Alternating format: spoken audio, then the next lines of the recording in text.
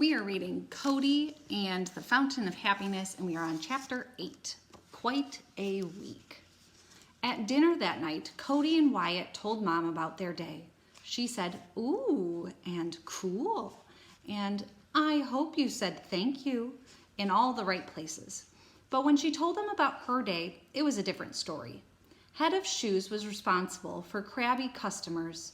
For example, the woman who tried on 32 pairs of shoes and didn't like any.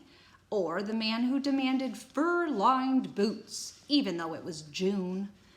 Another woman went to a party in a pair of our jeweled gladiator sandals. Her boyfriend stepped on her foot while they were dancing there and broke her toe. "Well, that's not your fault," said Wyatt. "I tried to tell her that," Mom said, "but Mr. O'Becker gave me a lecture. He said the customer is always right, even when she's wrong." Mom's lips puckered like she'd bitten something rotten. At times like this, Cody could tell that being a grown-up was harder than it looked.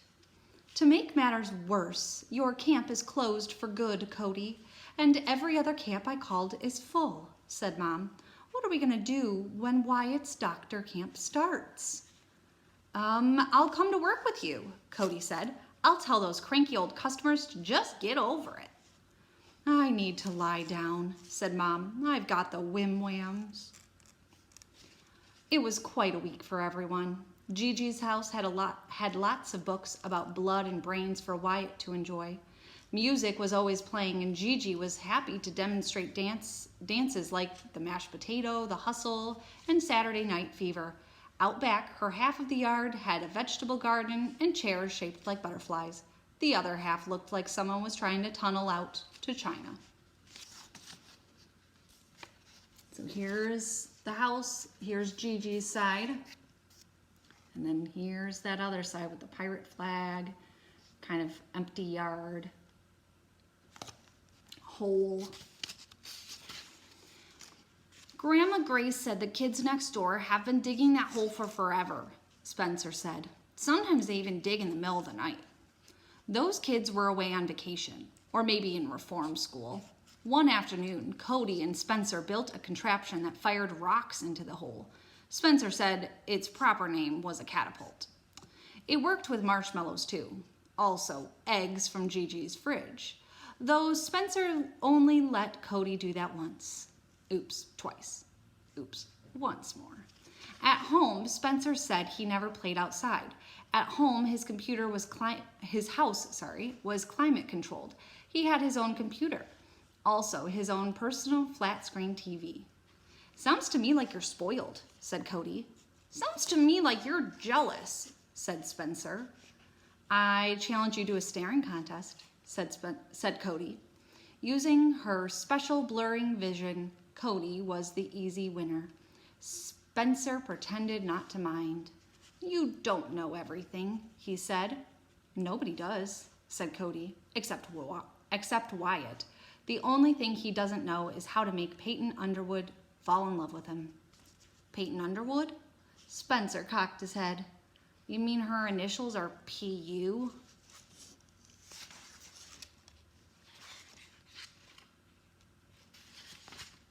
There's the catapult. "P.U.?" Cody smacked her forehead. "You're right." Now that cracked Cody up.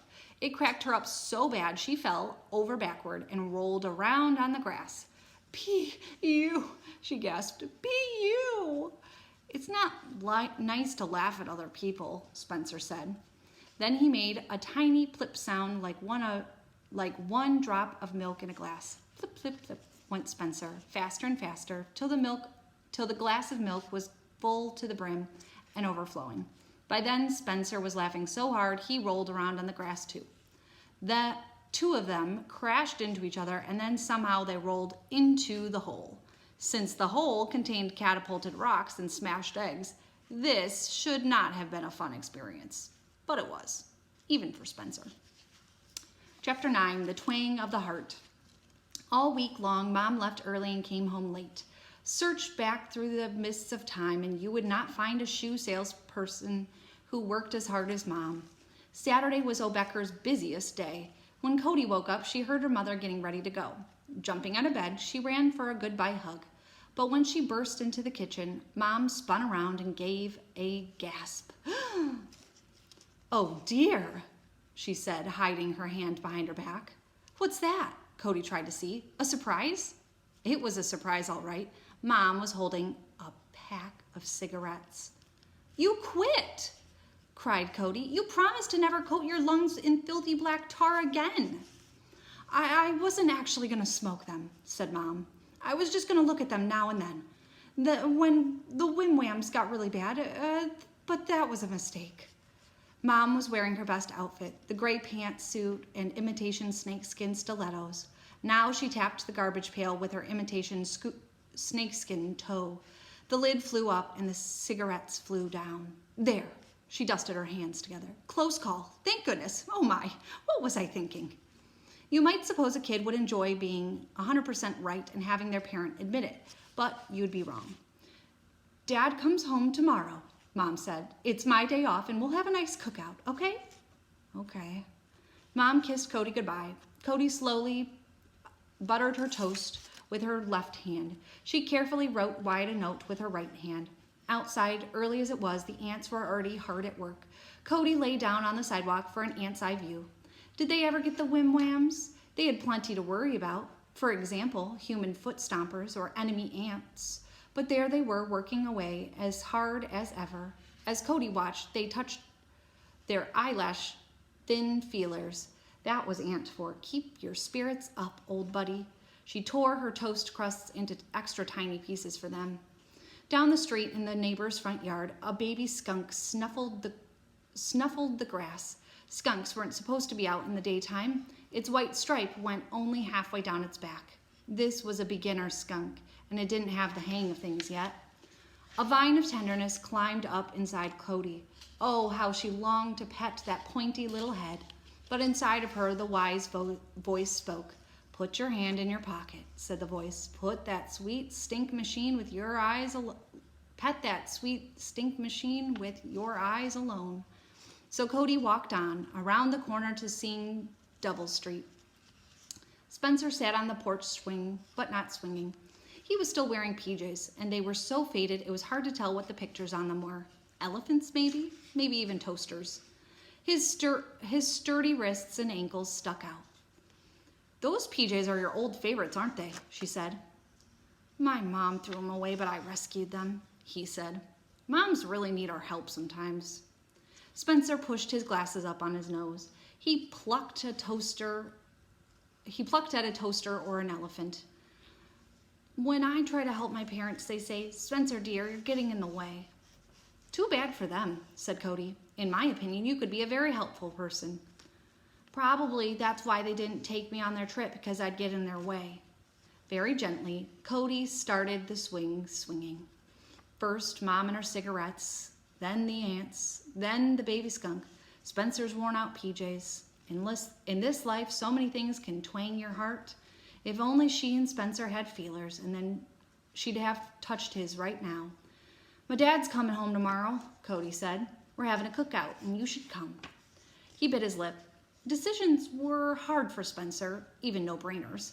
Cody sped up the swing a tiny, teeny bit to help him make up his mind. Will you have veggie burgers?" he asked. My dad hates those," said Cody. "Okay," Spencer said at last. "Hooray! Mew Mew can come too." Oh no, there he went, thinking again. Cody made the swing go a little faster. "What if she gets scared and runs away again?" Spencer asked. "Did you forget? I'm going to hypnotize her. I will put her in a light trance and then..." Cody snapped her fingers, only they didn't snap. She tried her other hand. "Oh well, Mew Mew will never run away again." "Have you hypnotized other cats?" he asked. "What a question," she said. "Whenever my parents hire someone, they always check references. That way they know if the person's dependable." Spencer's parents didn't sound so hot in a dependable department, so if you asked Cody. But she didn't point this out, no. Instead, she went straight to the heart of the matter. "I know I can do it," she said. "Half an inch. That's how close he was to being convinced. But Spencer had one last question. How do you know if you never did it before? Cody stopped the swing so fast their heads thunked against the back. The lining of your gut replaces itself every 3 days, she said. What's that got to do with? Wyatt explained it to me. Your body makes new cells around the clock. It throws the old ones out. Right in this instant, you're manufacturing new skin and toenails. Spencer examined his toes. You're not the same Spencer you were 5 minutes ago, Cody said. Part of you is brand new and improved. You might have all new, undiscovered talents. Spencer folded his hands in his lap. Cody waited. She decided they were elephants. She wondered if baby skunk had gotten home okay. She hoped Mom was having a good day. Just when she was about to give up on him, Spencer whispered, "Okay." That's where we're going to stop.